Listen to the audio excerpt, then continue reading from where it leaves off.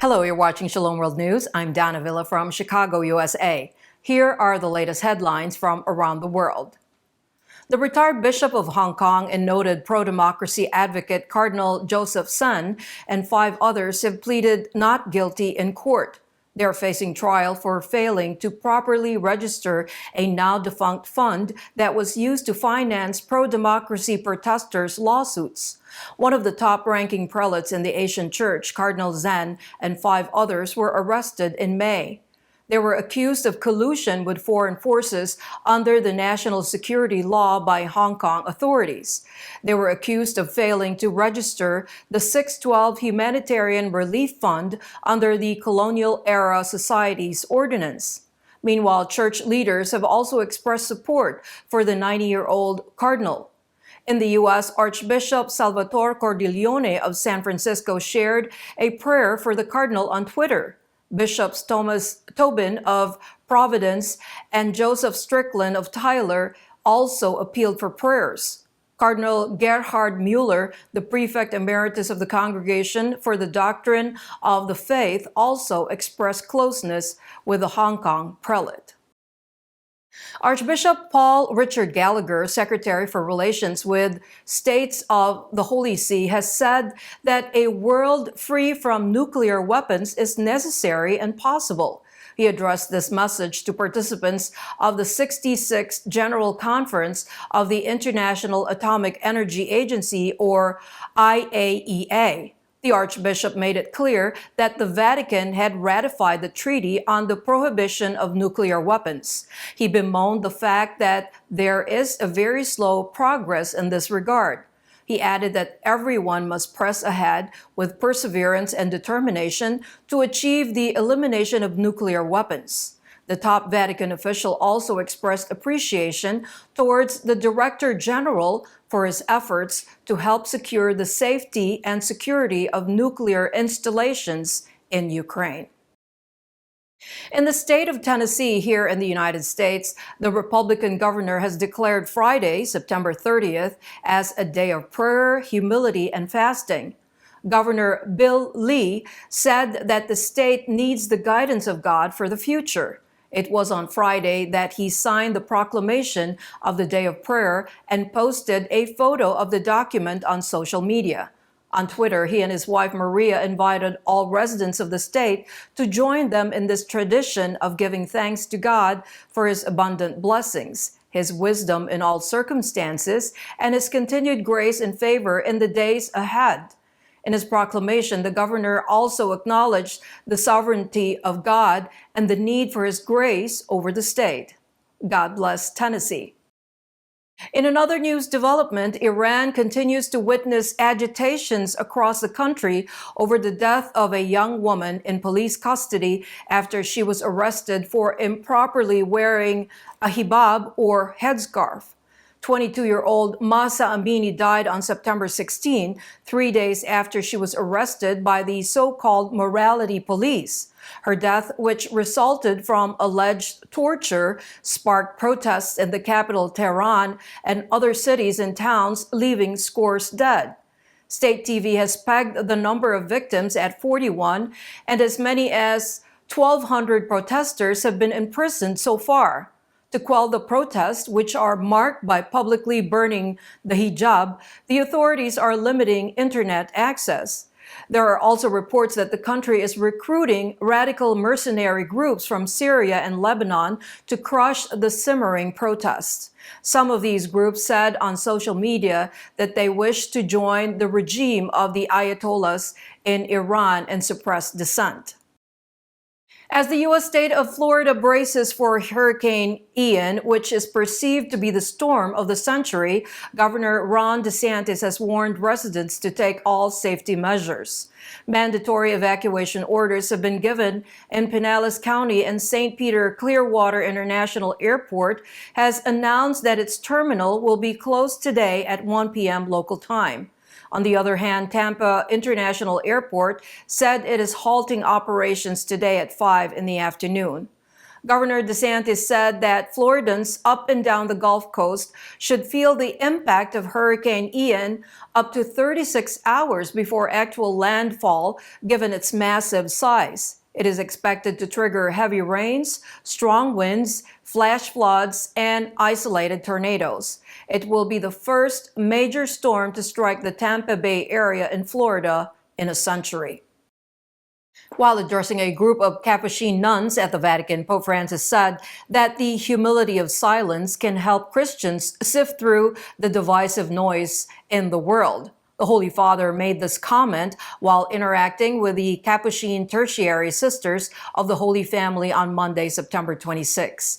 He reminded them that Christ asks them to go against the current and to silence and separate them from the world and its noise. The pontiff noted that the sisters who are in Rome for their general chapter are reflecting on two aspects of the Christian life, such as humble listening and on synodality. He said it is important to send the tongue on holiday and to devote oneself to listening. The Bishop Emeritus of the U.S. state of Texas has asked the Supreme Court to take yet another pro-life step by affirming the personhood of the baby in the womb. Bishop Michael Pfeiffer, OMI of San Angelo, said as a follow-up to this pro-life decision, the Supreme Court must recognize the explicit fetal personhood. In a recent statement, the bishop urged the court to take such a measure under the 14th Amendment to ensure that no state will deprive any person of life, liberty, or property without due process of the law. He added that affirming the fetal personhood is in sync with medical science, which has accepted the fact that there is a new human being in the act of conception. The Bishop Emeritus said courts at the national and state level must respect and protect babies in the womb. Still in the U.S., in Denver, a Catholic pro-life medical clinic was found vandalized on Sunday, September 25th. Bella Health and Wellness Medical Group said in a Facebook post that their facility was vandalized with satanic graffiti. The management also sought prayers for their mission and team. They promptly cleared the mess before the arrival of patients on Monday morning. On Sunday night, police said that they had arrested the alleged suspect responsible for the despicable act. Bella is a nonprofit medical establishment that is in line with Catholic teaching. When it was launched in December 2014, it earned the praise of Archbishop Samuel Aquila of Denver. The facility offers OB/GYN care with a specialization in NAPRO technologies apart from primary care and pediatrics. Ever since Roe v. Wade was overturned by the Supreme Court, the county has been witnessing a series of targeted attacks on churches and pro-life clinics and facilities. The Argentinian Marian shrine of Virgen del Rosario de San Nicolas witnessed 400,000 devotees gathered from across the country and from Uruguay, Paraguay, and Chile on Sunday, September 25th. The 39th edition of the pilgrimage was held under the motto of, quote, "Mother, your presence encourages us to walk together," end quote. At the shrine, Holy Mass was offered by Bishop Hugo Santiago of San Nicolas. It is believed that Our Lady appeared to a woman of San Nicolas on September 25, 1983, and since then, the Catholic community and the faithful from neighboring nations flocked to the shrine to venerate the sacred image enshrined there. The shrine can accommodate up to 9,000 people at a time for Mass and prayers. The sacred image enshrined there was solemnly crowned on May 25, 2009, and it is one of the most venerated Marian statues in the country. An Irish Catholic priest serving in Pakistan's Sindh province has invited attention to the sheer scale of massive flooding, which he said is hard to comprehend. Speaking to Catholic News Service, Father Liam Callahan said there is an urgent need for relief measures. He appealed to Catholics across the globe for help. The priest, who was in charge of the parish of St. Thomas the Apostle in Badin, said infrastructure such as roads, bridges, rail lines, and health centers has been damaged, and it will take years to rebuild it. The damage to roads is affecting the distribution of aid, he said. The Columban missionary priest, who has been serving the nation since 1998, said the Sindh and Balochistan provinces are the worst affected. More than 1,000 people have perished in the flood, and the government has declared a national emergency. Chicago-based Papal Mission Society Catholic Extension's Lumen Christi Award for this year has gone to Jean Fedigan, the founder of a nonprofit organization in the Diocese of Tucson, Arizona. Fedigan's sister Jose Women's Center serves homeless and trafficked women. The award, which was instituted in 1978, is the highest honor given by Catholic Extension to people who reveal the light of Jesus in communities they serve. Fedigan was inspired by the example of a Native American spiritual leader, Sister Jose Habde, to establish the nonprofit Sister Jose Women's Center in 2009.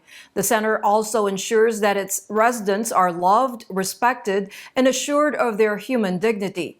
The award winner was given a grant of $25,000 to support her ministry and an additional sum of the same amount for the Tucson Diocese for nominating her. In the African nation of Chad, a Catholic bishop has deplored the recent bloodshed between rival farmers and herders. Bishop Miguel Angel Sebastian Martinez of southern Chad said that once again, innocent people have died or were injured because of the iniquity of a few gunmen. He was referring to the clashes between rival communities sparked by a dispute between a farmer and a herdsman. The attacks took place in 5 cantons of Lac Iro Department, leaving 19 dead and 22 injured. He said, quote, "God listens to the cries of the unfortunate and will one day do justice. Rest assured, but while waiting for divine justice, the authorities must act." End quote. The missionary bishop also appealed for solidarity with the victims of their loved ones. The province often witnesses violent clashes between both communities, which often results in deaths. And those are your latest headlines. Do join us tomorrow. In the meantime, you can visit swnews.org for more updates. Shalom.